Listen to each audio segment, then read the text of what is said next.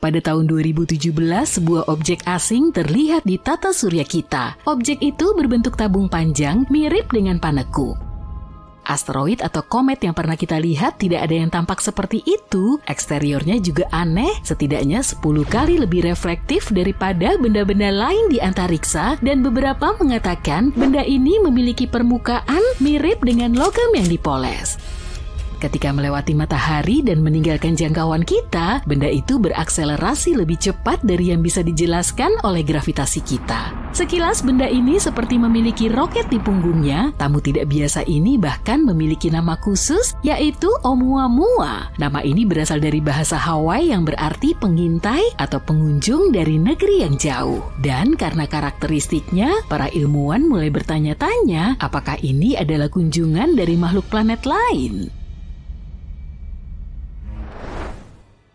Sebelum benar-benar percaya dengan dugaan fiksi ilmiah itu, para astronom mengumpulkan informasi yang bisa dipercaya. Dimulai dengan fakta bahwa Oumuamua pasti berasal dari tata surya lain, pasti ada kejadian buruk di sistem asalnya yang menyebabkan ia terlontar. Tapi mereka tidak tahu apakah benda itu komet atau asteroid. Keduanya merupakan benda langit yang mengorbit matahari, tapi memiliki komposisi dan perilaku yang berbeda.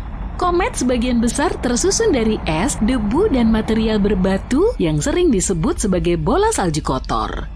Ketika komet mendekati matahari, panasnya menyebabkan es menguap, melepaskan partikel gas dan debu ke angkasa. Hal ini menciptakan ekor bercahaya terang yang bisa memanjang hingga jutaan mil. Komet umumnya memiliki orbit elips yang seringkali membawa mereka dari bagian terjauh tata surya menuju ke matahari. Asteroid sebagian besar tersusun dari batu dan logam. Di tata surya kita, asteroid merupakan sisa-sisa pembentukan awal tata surya dan biasanya ditemukan di sabuk asteroid antara Mars dan Jupiter. Tidak seperti komet, asteroid tidak memiliki ekor saat mendekati matahari karena tidak memiliki es. Orbit asteroid umumnya mengikuti jalur yang lebih bundar dibandingkan dengan komet.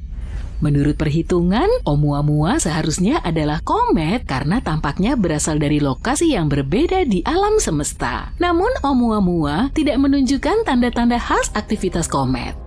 Oumuamua tidak memiliki ekor dan tidak memuntahkan gas saat melintas. Tidak sepertiku. Meskipun berperilaku seperti komet, Oumuamua lebih mirip asteroid. Pertanyaan besar lainnya adalah bagaimana awal mula para ilmuwan bisa menemukan Oumuamua. Mengingat luasnya ruang dan waktu di galaksi, hal ini sungguh luar biasa. Bintang-bintang memiliki masa hidup jutaan atau miliaran tahun, dan pembentukan tata surya membutuhkan waktu ratusan juta tahun. Bahkan objek tercepat pun membutuhkan waktu puluhan ribu tahun untuk bergerak dari satu bintang ke bintang lainnya. Sebaliknya, manusia baru mengamati langit dengan teleskop selama sekitar 400 tahun, hanya sepenggal kecil dari waktu kosmik.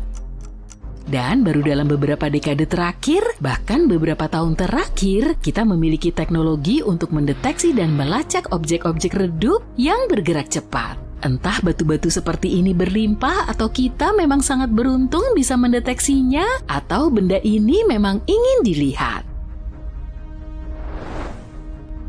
Pertanyaan lainnya adalah dari mana objek seperti itu mungkin berasal? Sangat tidak mungkin Oumuamua berasal dari sistem tata surya yang sudah matang dan stabil, karena sistem seperti itu tidak melontarkan banyak materi untuk mengisi galaksi. Sesekali sebuah batu bisa saja terlontar, tapi jarang sekali batu tersebut bisa meluncur jauh, sedangkan sistem yang masih muda berperilaku berbeda. Di lingkungan yang masih kacau, tabrakan, penggabungan, dan migrasi terjadi di mana-mana. Banyak sekali batuan kecil di sana, calon-calon yang sempurna untuk dilontarkan. Tata surya yang melontarkan Oumuamua pasti memiliki planet yang mirip dengan Jupiter. Ukuran dan gravitasinya yang masif bisa mempengaruhi objek-objek lain dalam sistem sehingga berpotensi untuk terlontar. Tapi tidak semua sistem keplanetan memiliki planet seukuran Jupiter. Seringkali planet-planet masif berada dekat dengan bintang induknya dan menjadi versi Jupiter yang lebih panas. Planet-planet seperti ini yang mengitari matahari dengan nyaman, kecil kemungkinannya untuk melontarkan serpihan. Planet-planet mirip Neptunus mungkin juga berperan. Meskipun tidak semasif Jupiter, mereka cenderung menyebut daerah terluar tata surya sebagai rumah mereka. Tata surya kita memiliki sabuk Kuiper, tempat penampungan komet di bagian terluarnya. Pada masa awal pembentukan tata surya, interaksi antara planet mirip Neptunus dan puing-puingnya umum terjadi. Akan tetapi menemukan planet serupa Neptunus di tata surya lain merupakan tantangan tersendiri. Metode yang digunakan untuk mendeteksi eksoplanet bekerja lebih baik pada objek masif yang dekat dengan bintang induknya, sehingga sulit untuk menemukan planet serupa Neptunus di tempat yang lebih jauh. Oumuamua juga dikaitkan dengan teori aneh tentang bagaimana kehidupan muncul di alam semesta, yaitu teori panspermia. Ini adalah hipotesis yang menyatakan bahwa kehidupan ada di seluruh alam semesta dan dapat didistribusikan di antara planet-planet dengan berbagai cara, seperti asteroid, komet, atau bahkan pesawat antariksa. Hipotesis ini menyatakan bahwa kehidupan pasti berasal dari satu lokasi di alam semesta dan kemudian menyebar ke benda-benda langit lainnya. Para pendukung teori panspermia berpendapat kalau objek antar bintang seperti itu berpotensi membawa mikroba kecil yang merupakan bahan penyusun kehidupan di antara sistem-sistem bintang. Jika benda-benda seperti itu menabrak planet atau bulan, mereka bisa memindahkan materi-materi tersebut dan menyemai kehidupan di benda langit itu. Untuk saat ini belum ada bukti yang mendukung gagasan bahwa komet ini secara khusus membawa kehidupan antar sistem bintang. Setelah penelitian bertahun-tahun, konsensus umum yang didapat adalah bahwa Oumuamua memang sebuah komet. Alasan komet ini bergerak secara aneh adalah karena mungkin ada hidrogen beku di permukaannya yang bereaksi ketika terkena sinar matahari. Semakin dekat ke matahari, semakin cepat dia bergerak melepaskan hidrogen itu dan mengubah jalurnya di tata surya. Warnanya juga mendukung teori ini. Warnanya merah yang mungkin berarti dia telah terpapar sinar kosmik untuk waktu yang lama. Semakin lama terpapar oleh sinar-sinar itu, maka semakin banyak hidrogen yang dikumpulkannya. Tapi karena belum sepenuhnya yakin, para astronom punya rencana untuk mengikuti si pengunjung ini. Salah satu idenya adalah mengirim misi untuk memeriksanya. Komet ini sudah jauh dari kita, tapi mungkin belum terlambat. Kita mungkin bisa mengirimkan wahana yang cukup cepat untuk mengejar komet tersebut. Rencana ini dinamai Proyek Lyra dan bertujuan untuk menggunakan orbit Bumi dan Jupiter untuk melontarkan wahana cukup jauh untuk mencapai Oumuamua. Jika berhasil, ini akan menjadi wahana antariksa tercepat yang pernah dikirim ke luar angkasa. Salah satu potensi lintasan wahana antariksa ini adalah memanfaatkan tarikan gravitasi planet kita dan Jupiter sebagai efek lasso. Tapi bukan Ted Lasso ya. Wahana ini akan meninggalkan planet kita dan masuk kembali ke orbit Bumi sebelum akhirnya dilontarkan untuk mendekati tarikan Jupiter. Wahana ini akan dikirim kembali ke dekat planet kita untuk kedua kalinya dan dilontarkan dengan kekuatan yang cukup untuk mencapai komet. Proyek Lyra juga ditujukan untuk mengikuti tamu jauh kedua bernama Borisov. Yang satu ini ditemukan oleh seorang astronom amatir dan kini namanya disematkan padanya. Yang menarik tentangnya adalah tampilannya yang bersih. Mirip dengan Oumuamua, kita juga belum pernah melihat yang seperti Borisov. Penelitian terhadap cahaya yang berasal dari awan debu dan gasnya menunjukkan kalau ia sangat bersih dibanding objek-objek antariksa lainnya. Setelah pertama kali ditemukan pada bulan Agustus 2019, para astronom mempelajari lintasannya di tata surya dan menyimpulkan bahwa Borisov juga berasal dari bintang lain. Tapi Borisov memberi kita lebih banyak waktu untuk mempelajarinya karena ditemukan lebih awal dalam perjalanannya melintasi wilayah kita. Para peneliti menggunakan teleskop canggih untuk melihat debu dari Borisov. Mereka menemukan Borisov melontarkan lebih dari 180 kg debu setiap detiknya. Mereka juga menemukan bahwa Borisov memiliki lebih banyak karbon monoksida daripada komet-komet di tata surya. tapi jumlahnya tidak sama di seluruh bagian komet. Hal ini menunjukkan objek antariksa itu mungkin mulai terbentuk di dekat bintang induknya sebelum kemudian menjauh. Mungkin karena ada planet yang lebih besar di sistemnya. Cahaya dari Borisov jauh lebih terpolarisasi daripada cahaya dari komet-komet lain yang pernah kita lihat dan awannya sangat halus. Hal ini menunjukkan kalau Borisov tidak pernah berinteraksi dengan bintang lain.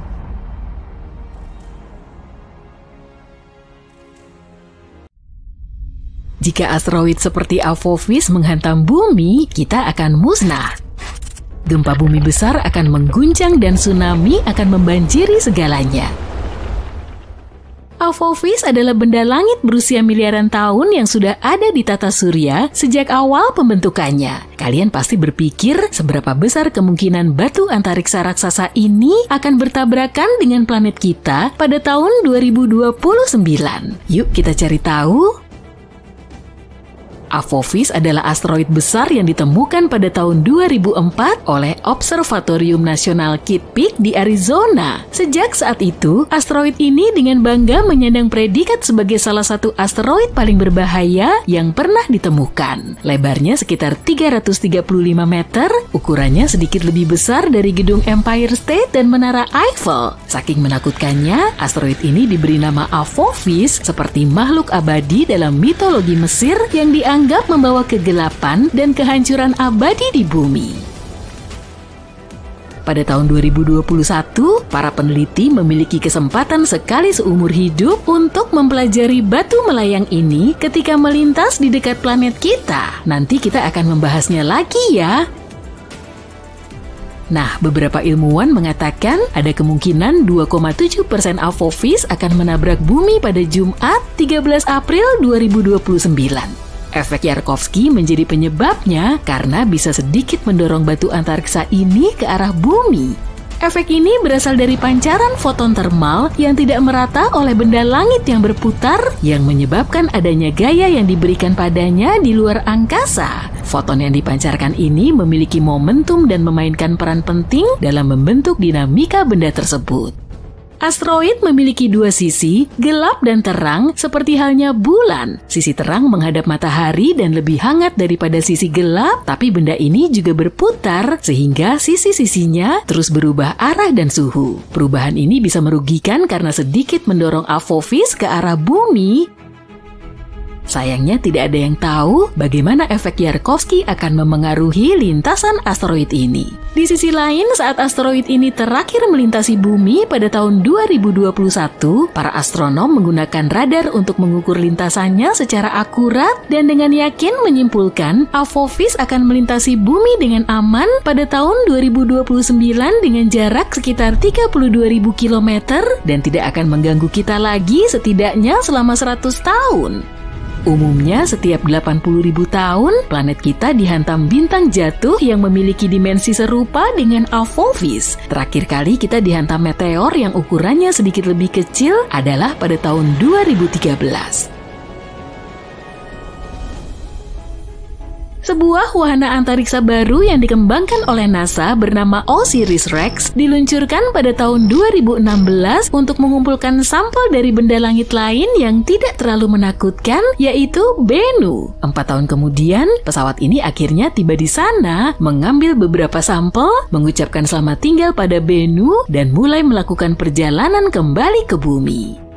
Sampel-sampel tersebut disimpan dengan aman di dalam kapsul yang dijatuhkan di Utah. Sejauh ini, sampel ini merupakan yang paling signifikan yang pernah diambil dari sebuah asteroid. Setelah pengiriman, wahana antariksa ini tidak membuang waktu dan mulai mengejar Apophis. Kini OSIRIS-REx telah berganti nama menjadi OSIRIS-APEX dan saat ini sedang mengejar Apophis.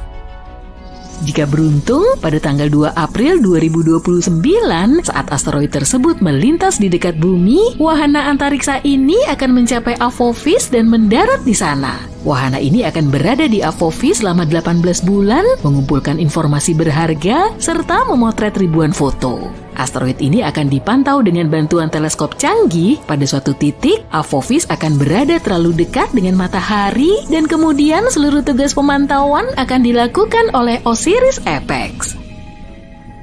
Jika kamu tinggal di Eropa, Asia Barat, atau Afrika, kamu adalah salah satu orang yang beruntung karena akan mendapat kesempatan sekali seumur hidup untuk melihat Apophis dengan mata telanjang. Apophis akan terlihat di langit di wilayah-wilayah tersebut pada tahun 2029 dan mereka yang memiliki teleskop akan dapat melihatnya sekali lagi pada tahun 2036. Osiris Apex pasti akan menghadapi kendala karena asteroid ini memiliki kerak yang tebal dan wahana ini tidak akan bisa mengumpulkan data semudah saat mengamati Bennu. Osiris Apex memiliki pendorong unik yang akan menerbangkan semua debu dari Apophis saat mendarat dan ini akan menjadi kesempatan bagus untuk menganalisis permukaan asteroid dan mengetahui apa saja unsur penyusunnya. Wahana ini akan menghabiskan 1,5 tahun untuk memetakan asteroid tersebut dan mencoba mendeteksi perubahan bentuknya. Seluruh penelitian ini akan menunjukkan bagaimana benda langit itu bergerak sehingga kita bisa merancang rencana yang lebih baik untuk melindungi bumi dari benda-benda langit serupa. Pada tahun 2025, NASA juga akan meluncurkan misi Apophis Pathfinder dan ini akan menjadi pesawat antariksa pertama yang menyentuh asteroid ini. Pesawat ini akan mendarat kira-kira setahun setelah peluncurannya. Selain itu, NASA juga mengusulkan untuk mengirimkan sekumpulan pesawat kecil keluar angkasa untuk membantu manusia mengembangkan taktik perlindungan yang efektif terhadap serangan asteroid. Kita tahu bahwa Apophis berasal dari sabuk asteroid utama antara Mars dan Jupiter. Dalam jutaan tahun terakhir, benda langit ini telah berubah lintasan karena pengaruh gravitasi Jupiter yang cukup besar. Sekarang tampaknya dia lebih condong ke arah matahari, yang berarti asteroid ini sangat dekat dengan bumi. Itulah sebabnya asteroid ini diklasifikasikan sebagai benda langit di dekat bumi. Banyak tes dan penelitian telah dilakukan untuk menemukan cara menghadapi asteroid. Beberapa solusi termasuk mengebor dan meledakkan benda angkasa itu dari dalam atau menguji teknologi baru seperti memasang roket pada asteroid dan mencoba mengarahkannya menjauhi bumi. Kita juga bisa menabraknya dengan sesuatu yang bergerak dengan kecepatan tinggi untuk mengubah arahnya.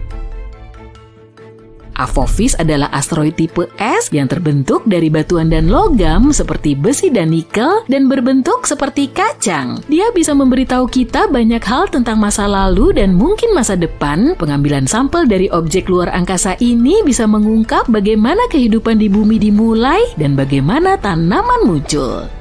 Ada banyak teori yang menyatakan bahwa air muncul di planet kita melalui asteroid atau komet. Asteroid bagaikan kapsul waktu yang tak ternilai harganya. Tidak seperti batuan di bumi yang telah mengalami banyak perubahan seperti erosi, sebagian besar benda langit masih utuh dan lebih mudah dipelajari. Saat meteor jatuh ke bumi, meteor-meteor itu tertutup puing-puing yang tidak mungkin dibersihkan. Itulah kenapa mempelajari Apophis ketika masih berada di luar angkasa sangatlah penting. Selain itu, sebagian asteroid terbuat dari logam berharga seperti platina. Saat ini kita memiliki kebutuhan yang tinggi akan logam yang kita gunakan dalam produksi dan menambang logam di bumi cukup sulit. Satu meteor besar saja bisa mengandung besi, nikel, emas, dan platina yang cukup untuk kita gunakan selama jutaan tahun.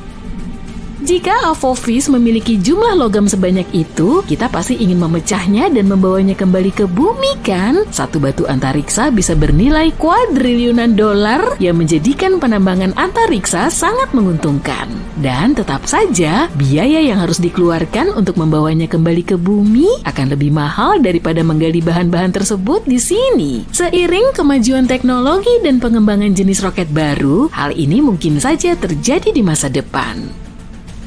Meskipun kita aman selama 100 tahun ke depan dari Apophis, kamu mungkin masih ingin tahu apa yang akan terjadi jika asteroid ini benar-benar menabrak. Pasti kamu ingin tahu kan? Pertama, kamu akan mendengar suara hantamannya dan mengetahui apa yang terjadi meskipun berada bermil-mil jauhnya. Sebaiknya segera tinggalkan rumah atau apartemenmu. Tak lama setelah tabrakan, gempa bumi besar akan terjadi dan banyak gedung tinggi akan runtuh. Jadi menjauh dari kota mungkin jadi opsi terbaik kalau kamu punya pilihan. Tapi jangan pergi dengan mobil ya, akan ada kemacetan lalu lintas yang sangat parah dan semua orang akan panik. Berjalan kaki atau bersepeda adalah pilihan terbaik dalam skenario ini. Pilihan transportasi terbaik adalah naik pesawat. Jadi kalau sudah lama ingin punya lisensi pilot, sekarang kamu punya alasan yang bagus. Kalau sempat, bawalah makanan ringan dan air serta sepasang kaos kaki tambahan. Tinggal di tepi laut atau samudra memang menyenangkan, tapi dalam skenario ini, itu adalah tempat terburuk karena gelombang tsunami raksasa akan menghantam garis pantai setelah terjadi tabrakan. Jika kamu tinggal jauh dari daerah yang terkena dampak, tsunami mungkin perlu waktu 30 jam untuk menjangkaumu. Jadi kamu akan punya sedikit waktu untuk bersiap-siap. Medan magnet bumi menyembunyikan cerita yang menarik. Ternyata medan magnet bumi semakin melemah dari hari ke hari. Bahkan hal ini telah terjadi selama 3.000 tahun terakhir. Dan jika tren ini terus berlanjut, kita akan menghadapi masalah dalam 1 milenium ke depan. Apa masalahnya? Bayangkan ini. Magnet utara menjadi magnet selatan dan sebaliknya. Cukup liar bukan? Ketika hal ini terjadi, perisai magnetik pelindung planet kita akan melemah, sehingga lebih banyak sinar kosmik yang menghantam kita. Partikel-partikel berenergi tinggi dari alam semesta ini bisa menyebabkan kerusakan elektronik di satelit-satelit kita dan menghasilkan elemen-elemen yang bisa membahayakan kita. Kali terakhir pembalikan polaritas terjadi antara 772.000 hingga 774.000 tahun yang lalu. Untungnya, umat manusia punya orang-orang yang cukup pintar dalam hal ini yang menyelidiki sejarah medan magnet bumi. Mereka mengambil inti sedimen dari dasar laut dan mempelajari magnetisasi fosil untuk mengetahui kapan pembalikan ini terjadi di masa lalu dan kapan hal itu mungkin terjadi lagi. Kelompok peneliti lain sedang mempelajari anomali Atlantik Selatan, sebuah wilayah luas di medan magnet bumi yang sekitar 3 kali lebih lemah daripada medan magnet di kutub. Dengan menggunakan data dari beberapa satelit, mereka mencoba mencari tahu apa yang menyebabkan SAA dan bagaimana perubahannya di masa depan. Hal ini dapat memberi kita gambaran sekilas tentang bagaimana medan magnet yang melemah dapat mempengaruhi satelit dan planet kita. Tentu saja, generasi kita tidak akan berada di sini untuk menyaksikan perubahan ini. Tapi ini membuat kita bertanya-tanya, seperti apa planet ini jika terbalik? Secara magnetis maksudnya. Para astronom NASA juga telah mengumumkan bahwa dalam 4 miliar tahun lagi, galaksi Bima Sakti akan mengalami perubahan besar. Setelah terjadi tabrakan kosmik yang akan mengguncang segalanya. Maksudku bukan tabrakan kecil, melainkan tabrakan dahsyat dengan galaksi tetangga kita, galaksi Andromeda. Manusia harus bersiap-siap untuk peristiwa ini karena matahari mungkin akan terlempar ke wilayah galaksi yang baru. Namun, bumi dan tata surya kita mungkin tidak akan terpengaruh secara serius. Kedengarannya sulit dipercaya. Jadi, bagaimana bisa? Teleskop Hubble milik NASA melakukan pengukuran yang sangat teliti terhadap gerak Andromeda. Meskipun kedua galaksi akan saling bertabrakan, bintang-bintang di dalam masing-masing galaksi terpisah sangat jauh, sehingga tidak akan bertabrakan dengan bintang-bintang lain saat bertabrakan. Akan tetapi, bintang-bintang itu akan terlempar ke orbit yang berbeda di sekeliling pusat galaksi yang baru. Menurut simulasi, tata surya kita mungkin akan terlempar lebih jauh dari inti galaksi dibanding saat ini. Singkirkan teleskop kalian tidak perlu menghitung mundur waktu. Peristiwa ini kemungkinan terjadi dalam waktu sekitar 4 miliar tahun lagi. Jadi peluang kita untuk menyaksikannya sangat kecil.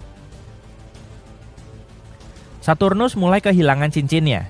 Untungnya, kita tidak akan berada di sini untuk menyaksikan peristiwa menyedihkan ini. Tampaknya, cincin-cincin itu ditarik ke dalam Saturnus sebagai hujan partikel es. Semuanya di bawah pengaruh medan magnet Saturnus. Menurut penelitian NASA, hujan cincin ini menguras sejumlah air yang bisa mengisi kolam renang seukuran Olimpiade dari cincin Saturnus setiap setengah jam. Seluruh sistem cincin Saturnus kemungkinan akan hilang dalam 300 juta tahun. Para ilmuwan percaya bahwa kita harus menganggap diri kita beruntung bisa menyaksikan sistem cincin Saturnus, karena sistem cincin ini tampaknya berada di tengah-tengah masa hidupnya. Tapi, Jika kita berpikir seperti itu, bahwa cincin di sekeliling planet hanya bersifat sementara, ada kemungkinan kita baru saja melewatkan sistem cincin raksasa di Jupiter atau sistem cincin di Uranus dan Neptunus.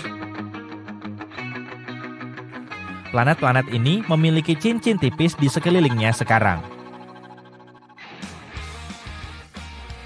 Para ilmuwan telah lama memperdebatkan apakah Saturnus terbentuk bersamaan dengan cincinnya, atau apakah planet ini mendapatkannya di kemudian hari. Penelitian baru ini mendukung skenario kedua yang mengindikasikan bahwa cincin-cincin tersebut tidak mungkin berusia lebih dari 100 juta tahun, sementara Saturnus sendiri berusia sekitar 4,5 miliar tahun. Apa yang menyebabkan cincin-cincin itu muncul pada awalnya? Ada beberapa teori. Salah satunya, cincin-cincin itu bisa saja terbentuk ketika bulan-bulan es kecil yang mengitari Saturnus bertabrakan. Mungkin karena orbitnya dikacaukan oleh tarikan gravitasi dari asteroid atau komet yang lewat. Siapa yang akan tahu seperti apa rupa manusia di masa depan? Sepertinya kita tidak akan melihat perubahan besar dalam hidup kita. Namun, mari kita melakukan perjalanan ke masa depan dan merenungkan seperti apa kita akan berevolusi. Akankah kita menjadi cyborg dengan segala macam implan mesin yang keren? Atau mungkin kita akan menjadi spesies hibrida antara makhluk biologis dan buatan? Untuk memahami evolusi kita di masa depan, kita harus mengintip masa lalu kita. 1 juta tahun yang lalu, Homo sapiens bahkan belum ada. Namun, ada beberapa spesies lain yang mirip, seperti Neanderthal. Maju cepat ke masa sekarang, manusia telah menjadi lebih tinggi dan lebih kokoh. Mungkin di masa depan kita akan menjadi lebih kecil untuk menghemat energi, karena diperkirakan planet kita akan semakin padat. Bicara soal planet yang penuh sesak, hidup dalam kondisi baru ini berarti kita harus beradaptasi dan dengan cepat. Kita harus terus berinteraksi dengan banyak orang dan mengingat nama menjadi kemampuan yang sangat penting. Untungnya, teknologi dapat membantu kita dengan implan otak yang dapat meningkatkan daya ingat kita. Di masa depan, kita mungkin juga akan memiliki teknologi yang lebih mencolok sebagai bagian dari penampilan kita. Bayangkan memiliki mata buatan dengan kamera yang dapat membaca frekuensi cahaya yang berbeda. Meskipun memprediksi 1 juta tahun ke depan masih sepenuhnya spekulasi, kita dapat menggunakan bioinformatika untuk membuat beberapa prediksi tentang masa depan. Tren demografi menunjukkan bahwa daerah perkotaan akan menjadi lebih beragam secara genetik, sementara daerah pedesaan akan menjadi kurang beragam. Lalu bagaimana dengan ruang angkasa? Jika kita akhirnya berkoloni di Mars, tubuh kita bisa berubah karena gravitasi yang lebih rendah. Mungkin kita akan memiliki lengan dan kaki yang lebih panjang, atau bahkan rambut yang membalut tubuh seperti sepupu Neanderthal kita. Di masa depan, bulan kita juga akan menyaksikan beberapa perubahan dramatis. Kita juga akan melewatkan perubahan-perubahan itu. Dalam waktu sekitar 5 miliar tahun, akan ada banyak hal yang sangat menarik di sudut alam semesta ini. Untuk saat ini, matahari sedang bersantai di fase deret utamanya, membakar hidrogen tanpa peduli. Di masa depan, selama fase raksasa merah, matahari akan mengembang seperti balon, hingga atmosfernya membesar dan menelan bumi dan bulan yang kita cintai. Satelit alami kita yang sudah bergerak menjauhi bumi akan melengkung karena pengaruh matahari. Orbitnya akan berubah dan ia akan berada lebih dekat ke bumi saat fase bulan baru alih-alih saat bulan purnama. Dan itu belum termasuk yang terburuk. Jika dibiarkan, bulan akan terus bergerak menjauhi bumi hingga membutuhkan waktu hampir 50 hari untuk mengorbit bumi. Ketika matahari melanjutkan perjalanannya, atmosfernya akan menarik bulan dan menyebabkan orbitnya rusak. Pada akhirnya, bulan akan terkoyak menjadi cincin puing-puing yang mengitari bumi. Yang dimaksud di sini adalah gunung-gunung, kawah-kawah, bahkan jejak kaki dan bendera yang kita tinggalkan di sana yang akan tersebar di seluruh area puing-puing. Ada kemungkinan matahari akan kehilangan massa yang cukup untuk menyelamatkan bumi dan bulan dari kehancuran total. Atau, jika kita benar-benar beruntung, matahari akan kehilangan 20% massanya dan kita akan selamat. Itu semua masih teori, karena kita belum melihat bintang raksasa merah selama fase ini. Alam semesta sendiri mungkin akan menjadi gelap gulita suatu hari nanti. Para ilmuwan tidak dapat memprediksinya dengan pasti, tapi mereka dapat membuat beberapa dugaan. Saat ini alam semesta kita berusia 13,77 miliar tahun dan masih terus melahirkan bintang-bintang baru. Konon, setelah sekitar 1 triliun tahun, bintang terakhir akan lahir. Bintang terakhir adalah bintang yang sangat kecil, bintang katai merah yang ukurannya hanya sepersekian dari ukuran matahari. Bintang-bintang ini adalah jagonya dalam hal umur panjang. Perlahan-lahan menghirup hidrogen untuk menjaga reaksi fusinya tetap berjalan. Tapi, bintang-bintang ini tidak bisa bertahan selamanya. Maju cepat sekitar 100 triliun tahun dan cahaya terakhir akan padam. Alam semesta akan menjadi gelap dan sepi, tapi untungnya kita tidak berada di sini untuk menyaksikan semua itu menghilang.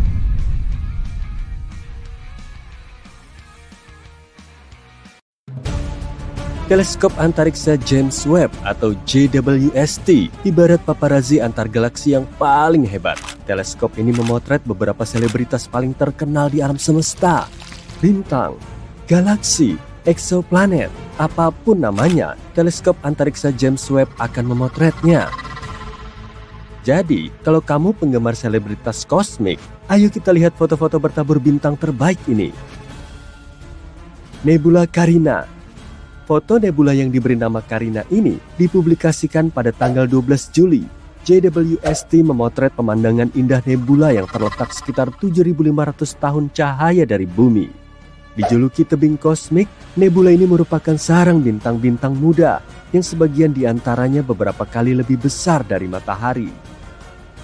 Nebula Carina adalah pemandangan langit yang terletak di rasi bintang Carina bagian selatan.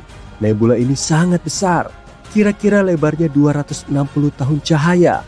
Bintang-bintang masif di dalam nebula ini sangat terang dan panas, sehingga menciptakan awan gas dan debu yang bercahaya di sekelilingnya.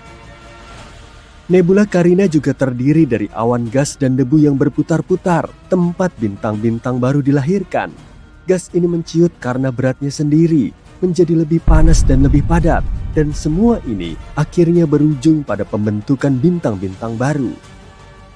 Akan tetapi, Nebula Carina bukan hanya tempat pembentukan bintang yang tenang. Ini merupakan tempat terjadinya beberapa peristiwa paling destruktif di alam semesta yang menciptakan gelombang kejut masif yang melenyapkan semua yang dilaluinya. Sangat kacau dan keren. Quintet Stephan. Foto ini juga diunggah pada tanggal 12 Juli. Quintet Stephan adalah kelompok visual 5 galaksi yang berada pada jarak yang sangat jauh dari kita, yaitu sekitar 290 juta tahun cahaya di rasi bintang Pegasus. Ini seperti reuni keluarga kosmik. Semua galaksi ini berhubungan dengan satu sama lain dan saling berinteraksi dengan cara yang menarik. Mereka saling tarik-menarik dengan gravitasi mereka dan terus-menerus bertukar gas dan debu. Interaksi ini menyebabkan beberapa galaksi bertabrakan dan menyatu yang bisa menghasilkan berbagai macam efek keren, seperti ledakan pembentukan bintang dan supernova. Berkat JWST, kita bisa melihat gelombang kejut, ekor pasang surut, dan detail menakjubkan lainnya dari galaksi-galaksi ini. Interaksi antar galaksi-galaksi tersebut menciptakan pemandangan menakjubkan yang bisa kita lihat di foto ini. Jupiter. Inilah teman lama kita, si raksasa tua. Foto ini dipublikasikan oleh NASA pada tanggal 22 Agustus. Jupiter adalah planet terbesar di tata surya dan dikenal memiliki banyak bulan serta awan indah yang berputar-putar. Planet ini juga memiliki sistem cincin seperti halnya Saturnus yang terdiri dari partikel-partikel kecil debu yang mengitari planet ini. Cincin-cincin ini jauh lebih kecil dan tidak terlalu terlihat dibanding cincin Saturnus, tapi masih cukup indah. Jupiter juga memiliki aurora yang merupakan pertunjukan cahaya berwarna-warni di atmosfer planet ini. Aurora ini disebabkan oleh partikel bermuatan dari angin matahari yang berinteraksi dengan medan magnet Jupiter. Sama seperti di bumi, aurora bisa dilihat di dekat kutub-kutub planet. Tapi, aurora ini jauh lebih terang dan lebih kuat daripada aurora bumi.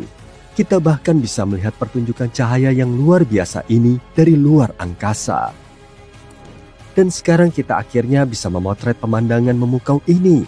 Foto JWST memperlihatkan aurora Jupiter. cincin-cincinnya, dan bahkan 2 bulannya, yaitu Amalthea dan Adrastea. Sungguh menakjubkan betapa terang dan jernihnya kedua bulan tersebut dalam foto ini.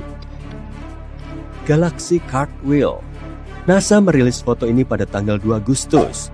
Foto ini memperlihatkan Galaxy Cartwheel dan teman-temannya. Galaxy Cartwheel mendapatkan namanya dari bentuknya. Bentuknya memang seperti roda gerobak, bukan?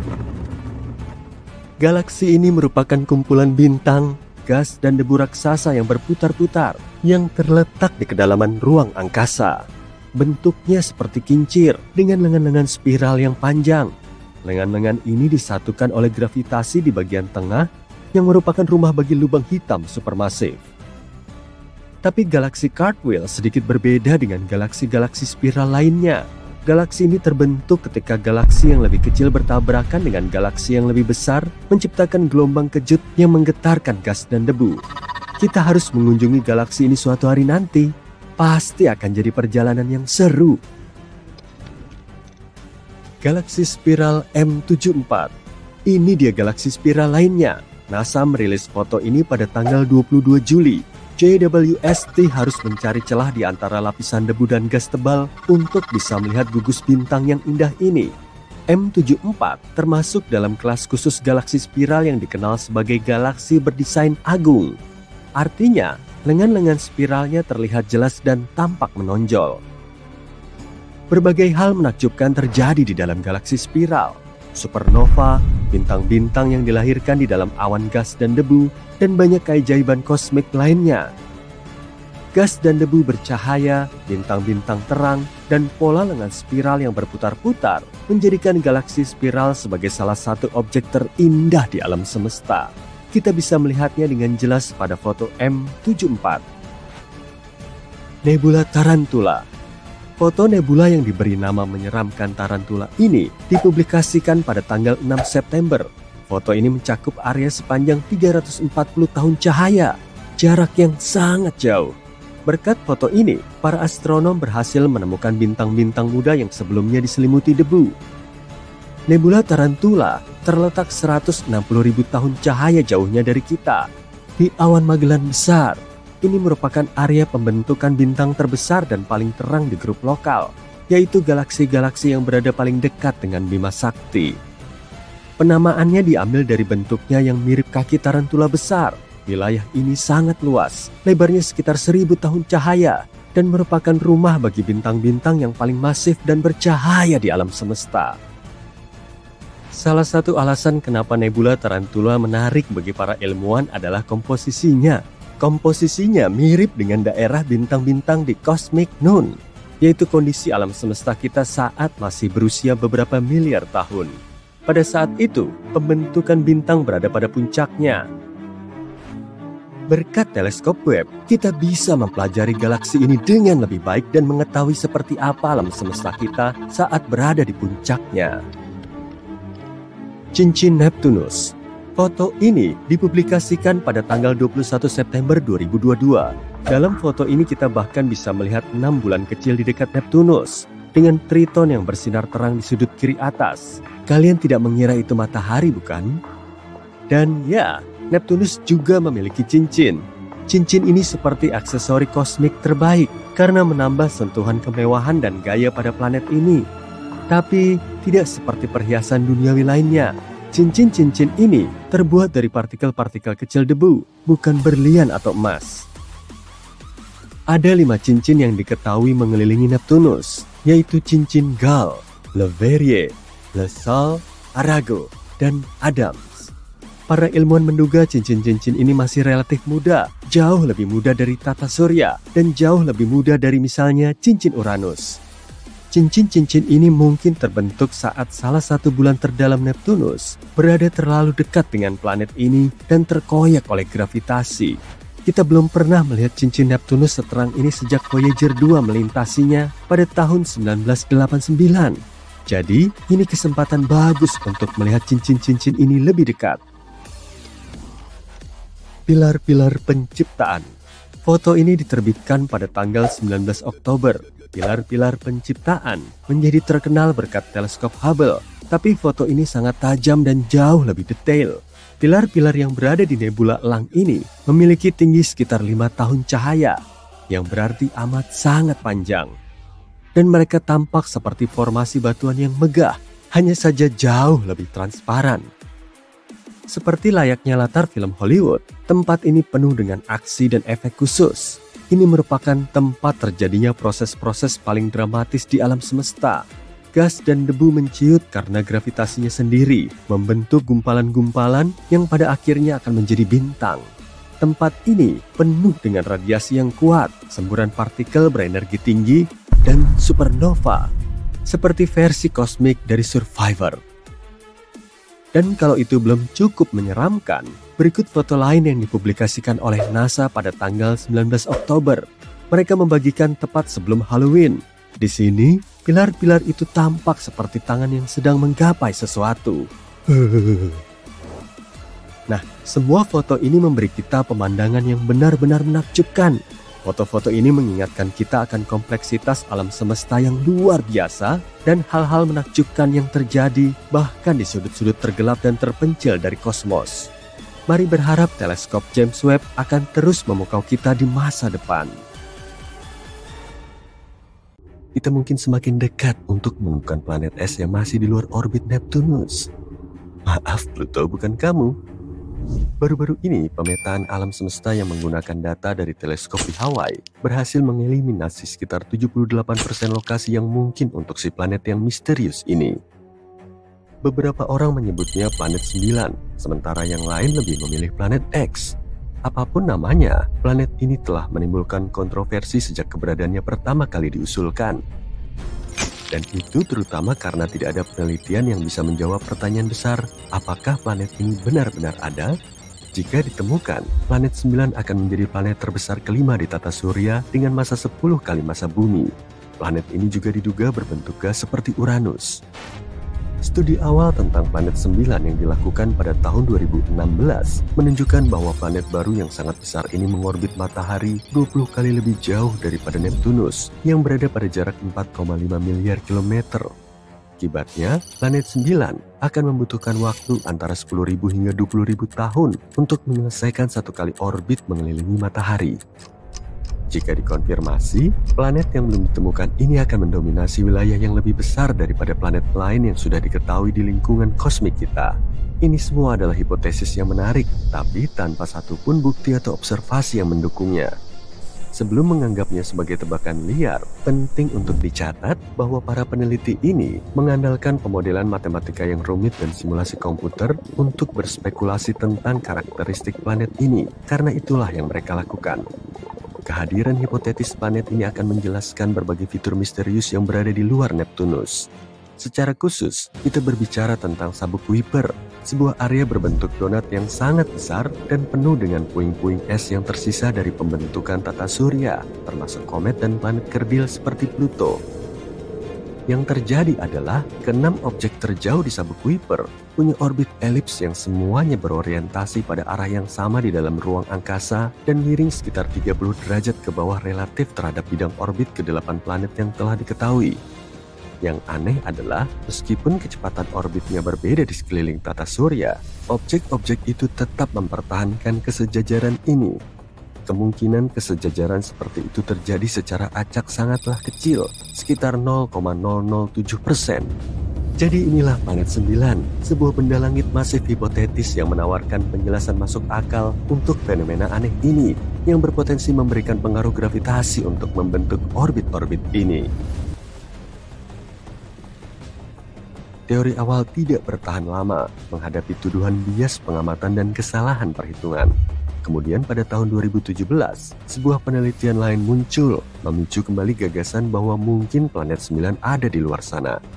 Kali ini, para astronom Spanyol mencoba pendekatan baru dengan fokus mengamati objek Transneptunus yang ekstrim.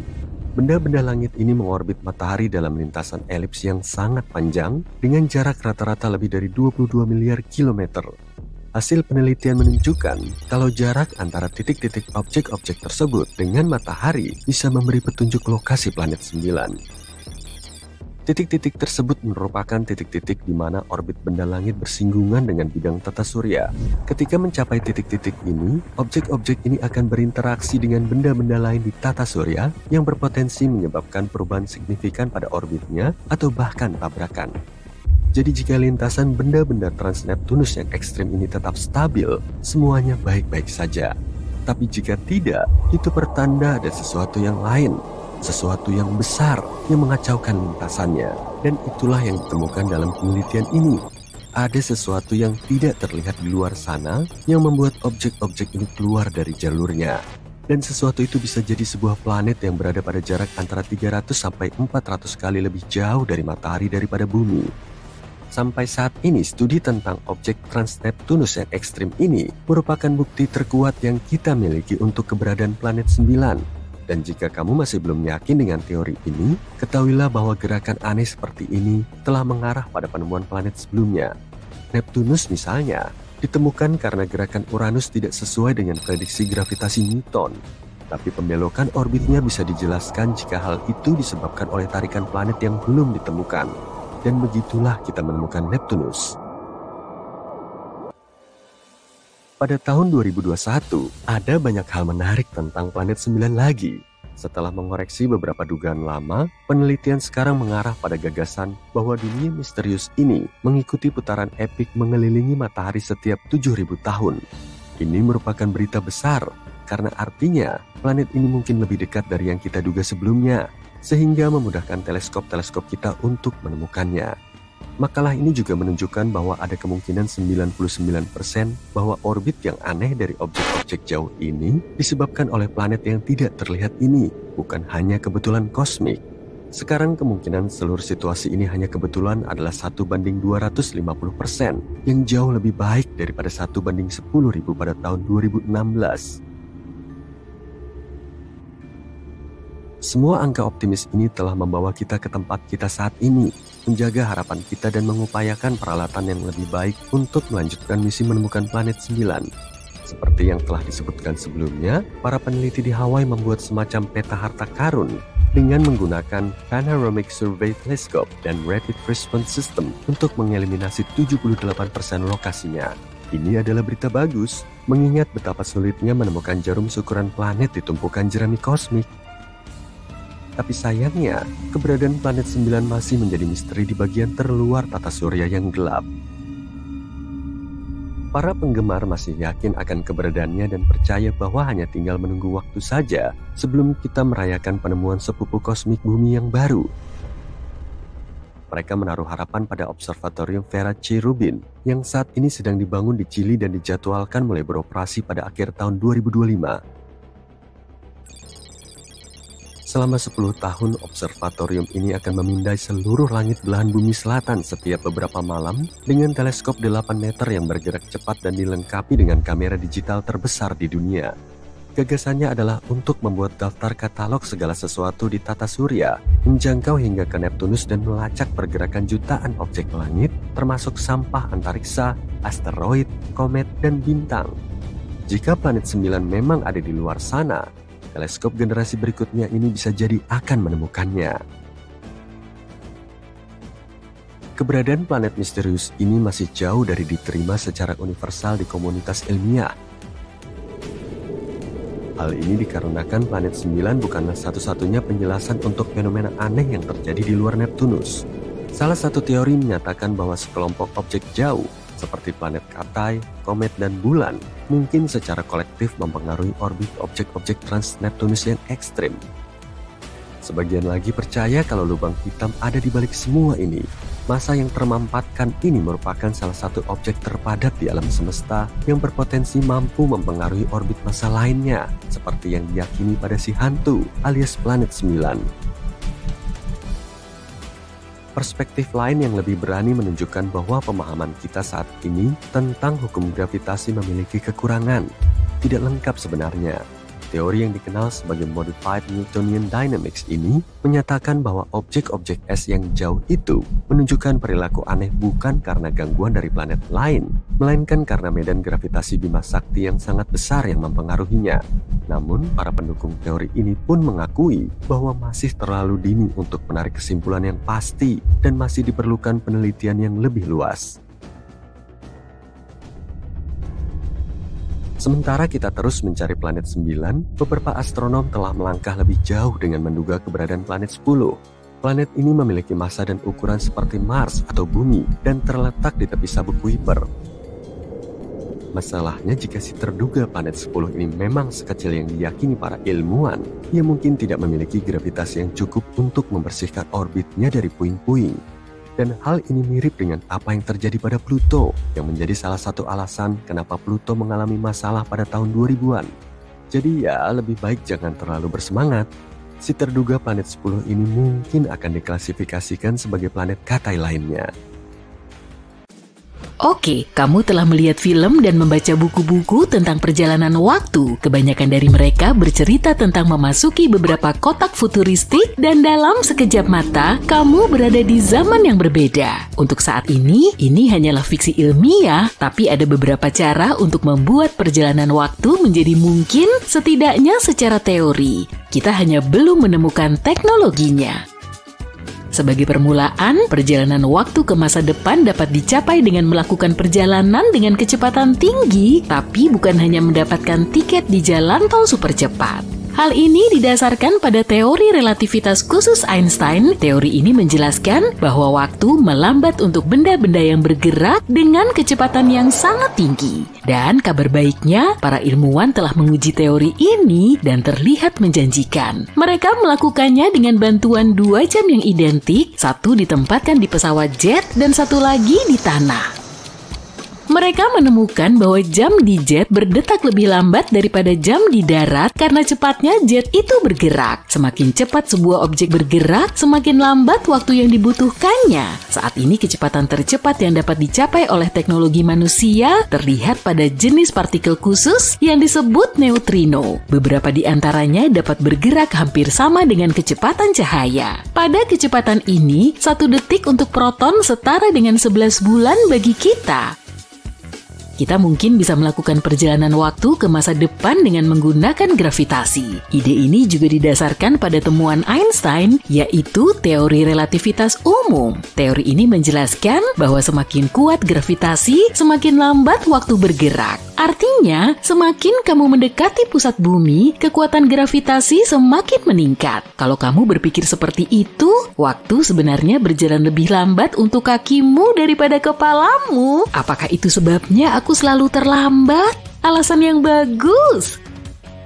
Efek ini juga telah diukur dengan bantuan strategi yang sama dengan 2 jam yang identik. Para ilmuwan menempatkannya di rak pada ketinggian yang berbeda dan mengukur laju detaknya. Jam di rak yang lebih rendah berdetak lebih lambat karena mengalami gravitasi yang sedikit lebih kuat. Tapi pilihan ini memiliki kekurangan. Untuk dapat melakukan perjalanan ke masa depan yang jauh, kamu harus menemukan tempat dengan gravitasi yang sangat kuat seperti lubang hitam. Lubang hitam adalah sebuah titik di ruang angkasa di mana gravitasi memiliki kekuatan yang sangat besar sehingga cahaya pun tidak dapat menghindarinya. Di sana gravitasi menjadi sangat kuat sehingga materi terjepit ke dalam ruang yang sangat kecil. Semakin dekat kamu ke lubang hitam, semakin lambat waktu bergerak. Namun perjalanan melalui lubang hitam sangat berbahaya. Sebagian besar karena itu adalah tiket sekali jalan. Sekali kalian melewati tepiannya, tidak ada jalan untuk kembali. Fakta menarik, sistem GPS yang kita gunakan pada ponsel dan mobil kita sudah memperhitungkan efek dilatasi waktu agar dapat bekerja dengan baik. Hal ini disebabkan oleh kecepatan satelit yang mereka gunakan dan gravitasi yang mereka rasakan di bumi. Tanpa koreksi ini, GPS ponselmu tidak akan dapat menentukan lokasimu di bumi dengan tepat. Sementara itu, pilihan ketiga tidak terlalu berkaitan dengan kekuatan alam semesta yang tidak diketahui dan lebih berkaitan dengan tubuh kita sendiri. Para ilmuwan mencoba menemukan cara untuk melakukan perjalanan waktu ke masa depan dengan memperlambat proses tubuh kita sendiri. Ini bukanlah perjalanan waktu, kamu tidak akan pergi kemanapun secara teknis. Tetapi kalau tubuhmu tetap diam untuk jangka waktu yang lama, kamu akhirnya bisa terbangun di masa depan. Beberapa hewan seperti beruang dan tupai dapat memperlambat metabolisme mereka selama hibernasi, yang berarti mereka tidak membutuhkan banyak makanan dan oksigen untuk bertahan hidup. Para ahli mencoba mencari tahu apakah manusia dapat melakukan hal yang sama. Mereka sedang mencari cara untuk membuat manusia mengalami hibernasi jangka pendek selama beberapa jam. Hal ini dapat membantu dalam keadaan darurat medis juga untuk menolong seseorang sebelum mereka bisa sampai ke rumah sakit dengan selamat. Pada tahun 2005, para ilmuwan dapat memperlambat metabolisme tikus dengan memaparkannya pada sejumlah kecil gas khusus. Namun ketika mereka mencoba melakukan hal yang sama pada hewan yang lebih besar, hasilnya tidak efektif. Pilihan keempat untuk menjelajah waktu sangatlah unik. Cara ini melibatkan jenis jalan pintas khusus yang mungkin ada di alam semesta kita yang disebut lubang cacing. Sebelum kita lanjutkan, yuk kita coba pahami apa itu lubang cacing. Coba bayangkan ada 2 bola dan sebuah trampolin. Kalau tidak ada tekanan yang diberikan pada trampolin, trampolin akan tetap datar. Sekarang bayangkan 2 bola diletakkan di atas trampolin secara simetris. Kalau kamu melihatnya dari perspektif ini, tidak ada kemungkinan kedua bola itu akan bersentuhan. Tapi kalau kamu memberikan tekanan yang cukup pada trampolin di antara kedua bola, kain yang fleksibel ini bisa meregang sehingga kedua benda tersebut berpotensi saling bersentuhan. Hal yang sama juga terjadi pada bintang-bintang di sistem kebintangan yang berbeda. Bintang-bintang itu cukup besar untuk melengkungkan ruang angkasa di sekelilingnya. Itulah sebabnya sebagian besar planet cenderung mengitari bintang. Terowongan di antara kedua titik tersebut adalah lubang cacing. Lubang cacing ini bisa digunakan untuk melakukan perjalanan jarak jauh, misalnya 1 miliar tahun cahaya, atau bahkan mengunjungi waktu yang berbeda. Banyak ilmuwan seperti Stephen Hawking berpikir bahwa lubang cacing bisa saja muncul dan menghilang, tapi ukurannya sangat kecil, lebih kecil dari atom. Masalahnya kita tidak tahu bagaimana cara menangkapnya dan membuatnya menjadi lebih besar sehingga manusia bisa menggunakannya. Ini akan membutuhkan banyak energi dan kita tidak tahu apakah hal itu mungkin dilakukan. Beberapa astronom mengatakan kalaupun kita bisa menemukan lubang cacing dan memasukinya, lubang cacing akan runtuh dengan sendirinya. Sedikit saja ada tambahan massa, seperti massa tubuh kita misalnya, lubang cacing akan menutup dengan sendirinya seperti karet gelang yang diregangkan terlalu banyak.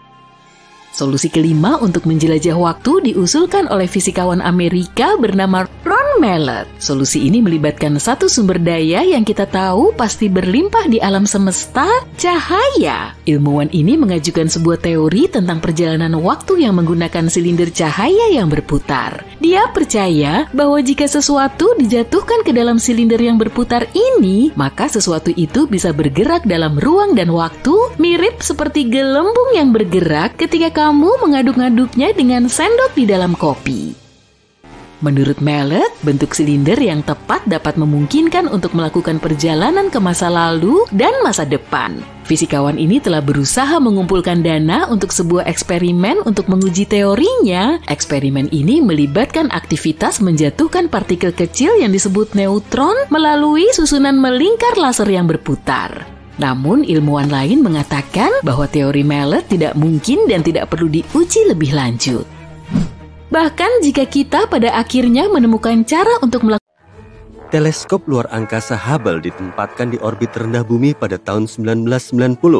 Kalau dipikir-pikir, teleskop ini sudah berpengalaman lebih dari 30 tahun dalam mengamati berbagai objek luar angkasa. Teleskop ini mengambil nama astronom Edwin Hubble dan dibuat oleh NASA. Teleskop ini juga bagian dari serangkaian perangkat yang disebut Great Observatories NASA bersama dengan Observatorium Sinar Gamma Compton, Observatorium Sinar X Chandra, dan teleskop luar angkasa Spitzer.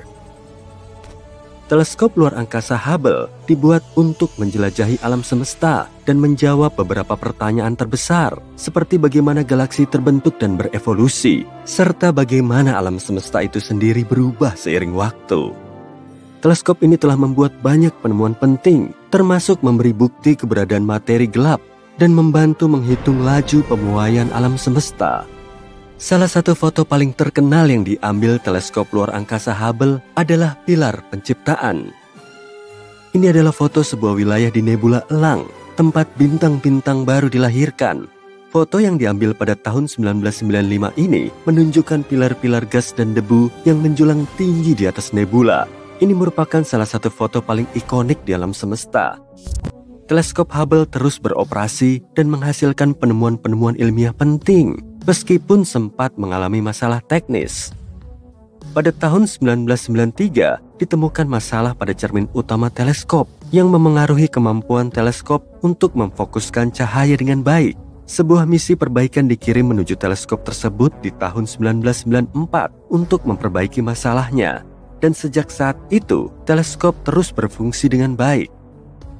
Salah satu penemuan paling menarik yang dibuat oleh teleskop luar biasa ini sebenarnya cukup baru.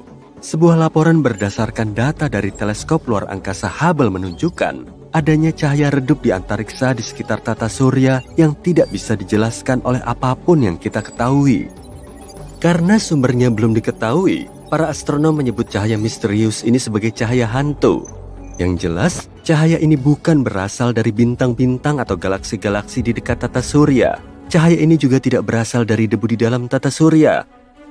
Para peneliti tidak yakin apa sumber cahaya itu, tapi mereka menduga itu mungkin partikel-partikel kecil debu dan es yang ditinggalkan komet. Tapi itu hanya teori yang belum terbukti kebenarannya.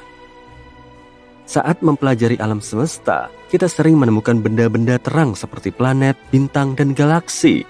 Tapi sesekali, kita juga menemukan cahaya yang datang dari tempat yang tidak terduga. Seperti dari sela-sela planet, cahaya ini mungkin berasal dari jauh di dalam tata surya dan bisa saja merupakan fenomena baru yang belum pernah dipelajari.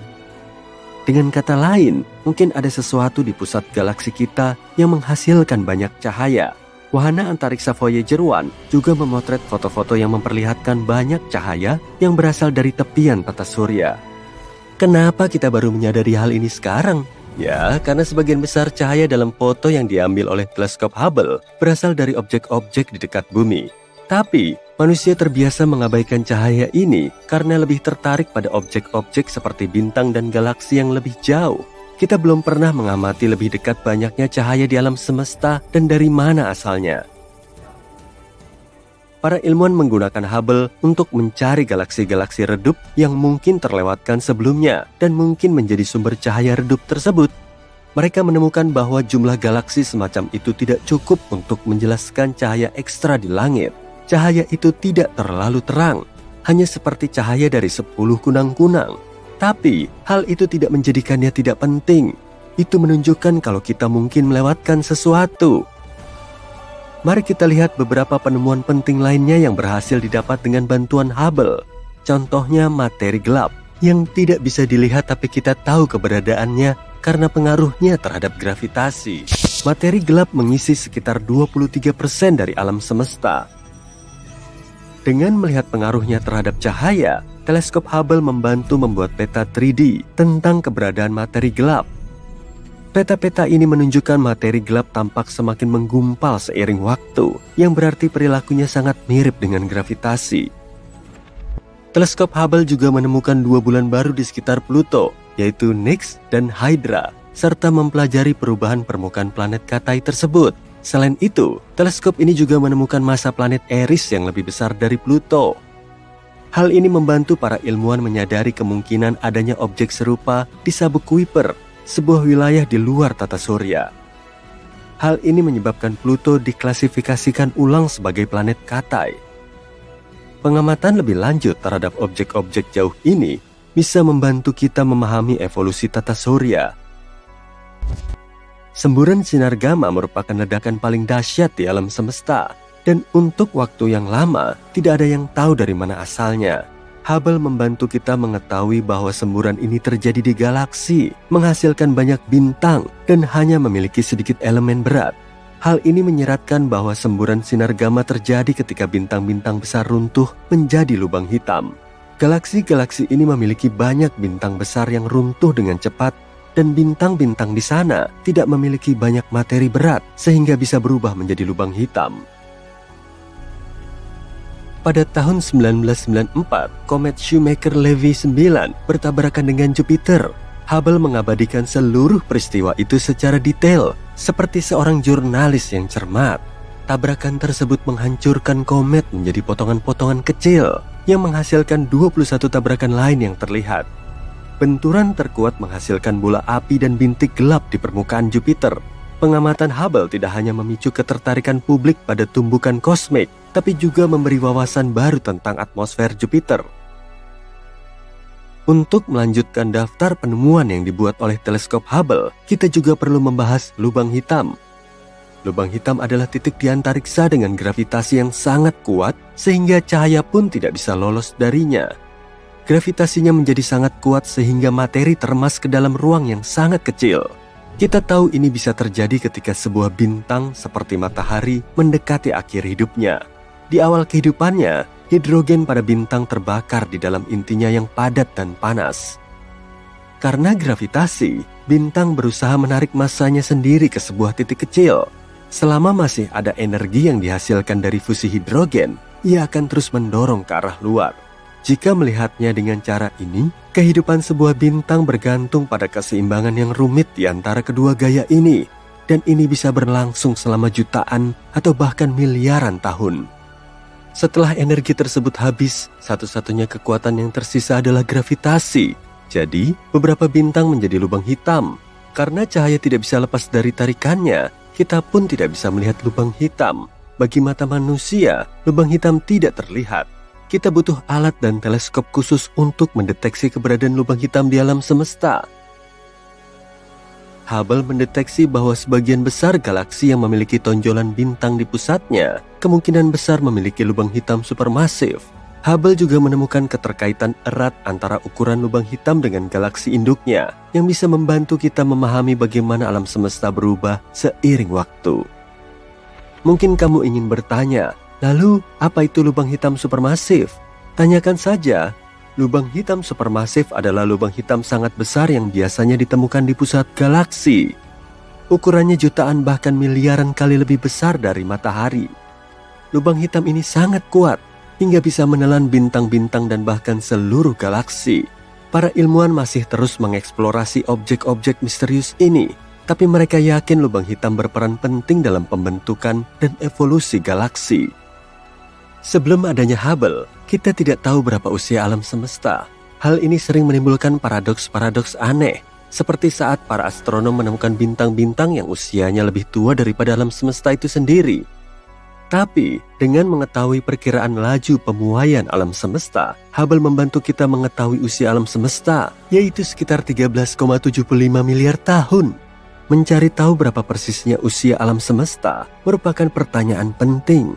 Sebab, sebagian besar astronom berpendapat alam semesta tidak ada begitu saja, melainkan terbentuk dari satu bola api sangat panas dan padat yang disebut dentuman besar. Tapi, saat itu, aku belum lahir.